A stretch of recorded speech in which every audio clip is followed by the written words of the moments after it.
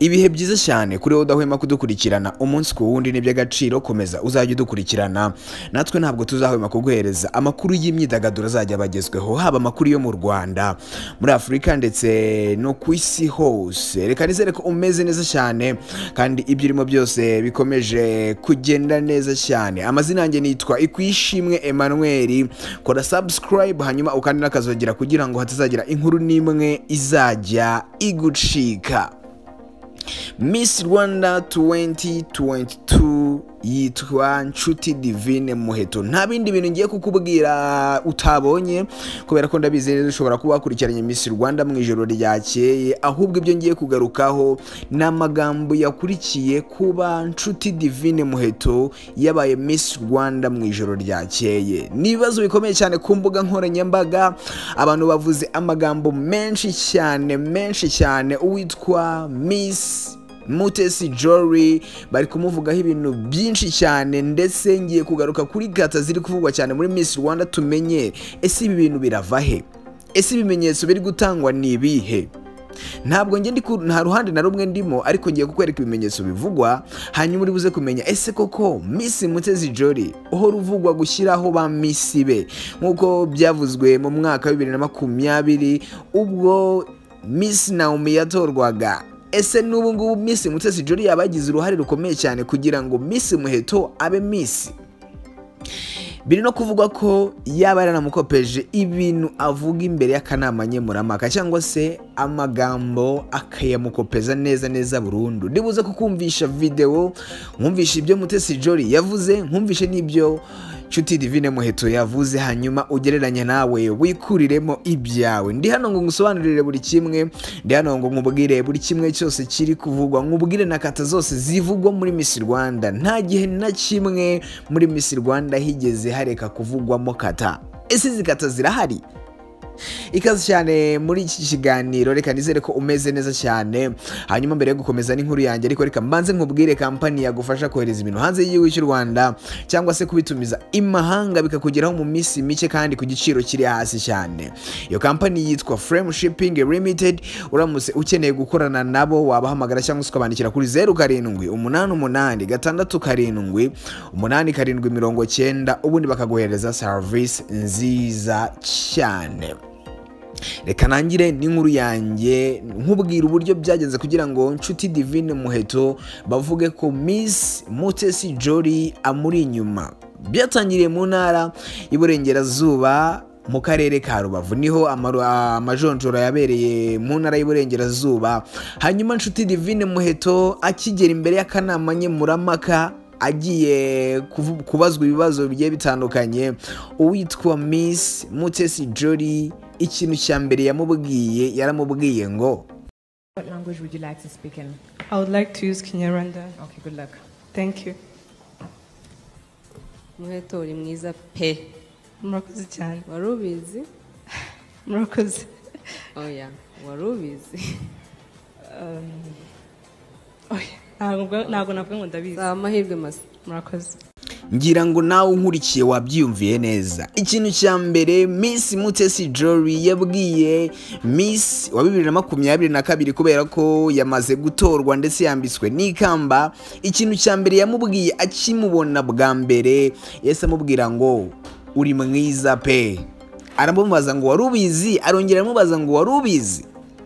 Ibi bikinaba umunsi byabereye bakiri gukora selection nyine mu ntara y'Iburengerazuba, byateje ikibazo cyane ku mbuga nkoranyambaga, kubera ko umunyamakuru witwa Samuel Baka ukorera Royal FM byateje ikibazo hagati ye na Miss Mutesi Jory. Hanyuma aravuga ngo ibi bintu ntabwo byari bikwiye mu bintu bijyanye n'ubwiza, cyangwa se mu marushanwa y'ubwiza, kubwira umuntu uhanganye n'abandi ko ari mwiza.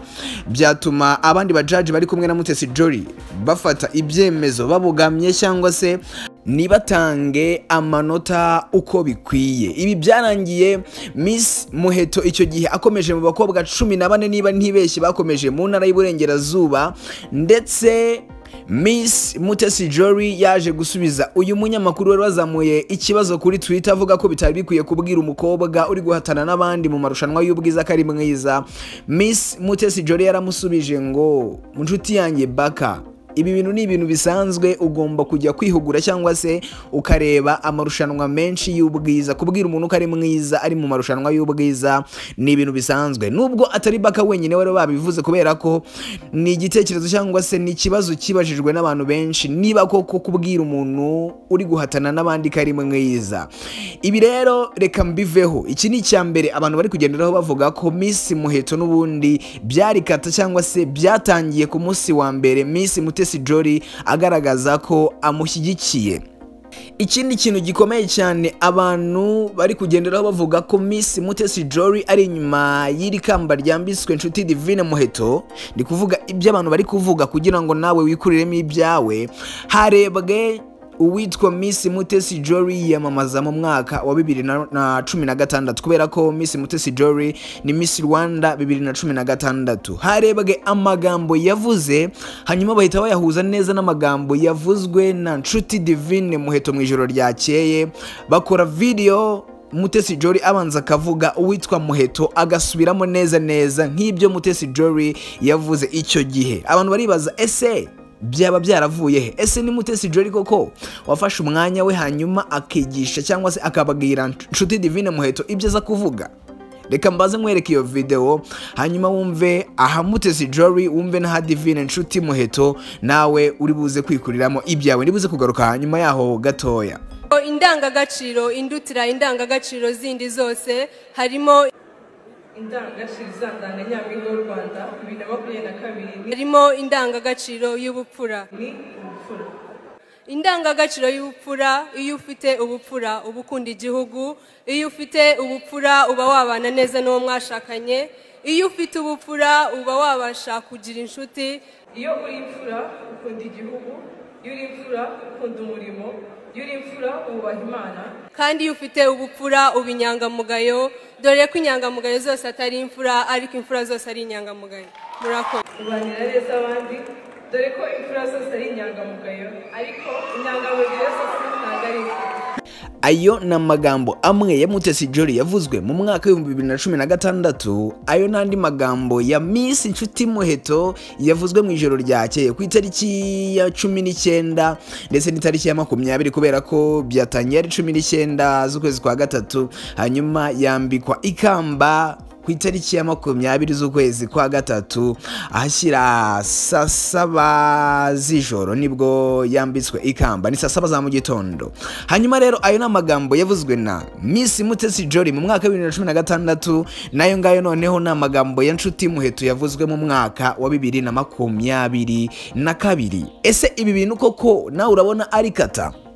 Bikomeje kuba ikibazo gikomeye cyane ku mbuga nkoranyambaga, kuri Twitter n'ibindi, kuri Instagram. Abantu bose bari kuvuga ngo reba ukuntu byatangiye, bakerekana ya video nakweretse Miss Mutesi Jolly abwira Inshuti Divine Muheto ngo uri mwiza pe. Niho abantu benshi bari kubihera bavuga ko ibi bintu ari kata. Buri wese yari afite amahitamo ye, kubera ko harimo abakobwa 19, buri wese yari afite uwashyigikiye, ariko byaje kurangira uwitwa Inshuti Divine Muheto n'ibisonga bye bibiri, harimo uwitwa Keza Moriti ndetse n'uwitwa Kayumba Darina, wa mukobwa ufite imana idasanzwe, ari bo bagaragiye Inshuti Divine Muheto wabaye Miss Rwanda 2022. Ibi ngibi ariko nigeze kubigarukaho ndi kubabwira ishyamirana ryabaye hagati y'umunyamakuru witwa Samuel Baka ndetse n'uwitwa Mutesi Jolly akimara kuvuga ngo Miss Muheto ni mwiza pe.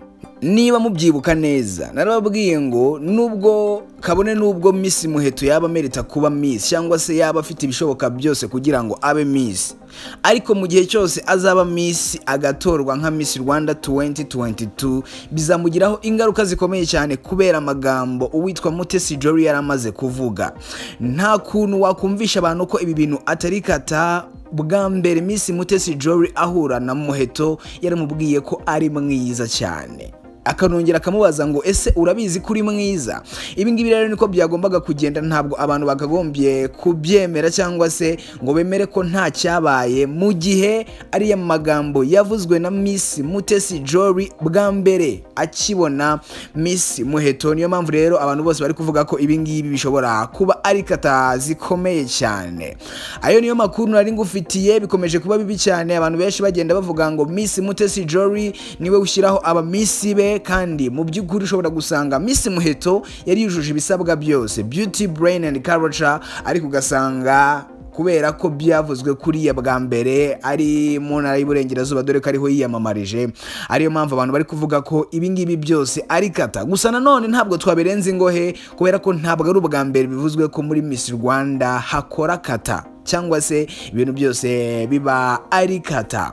Hatanzwe amakamba menshi mu ijoro ryakeye, ndetse n'ibihembo bigiye bitandukanye birimo amafaranga menshi cyane, ariko igihembo nyamukuru cyagombaga gutangwa no kwambikwa ikamba rya Miss Rwanda 2022 ryambitswe Nshuti Divine Muheto wari wambaye nimero 44.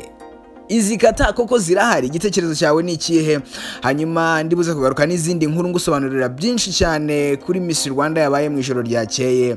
Hanyuma amakuru yose n'ubundi uzajya asanga hano kuri Kigali Tube. Kora subscribe kandi nakazogera kugira ngo atazagera inkuru nimwe izajya igucika. Company yagufasha kohereza ibintu hanze y'igihugu cy'u Rwanda cyangwa se kubitumiza imahanga nimwe rukumbi kandi yizewe, yitwa Frame Shipping Limited. Uramutse ushaka gukorana nabo wabahamagara cyangwa se ukabandikira kuri 078886 8790, ubundi bakaguhereza service nziza cyane. Bakorera mu mujyi wa Kigali.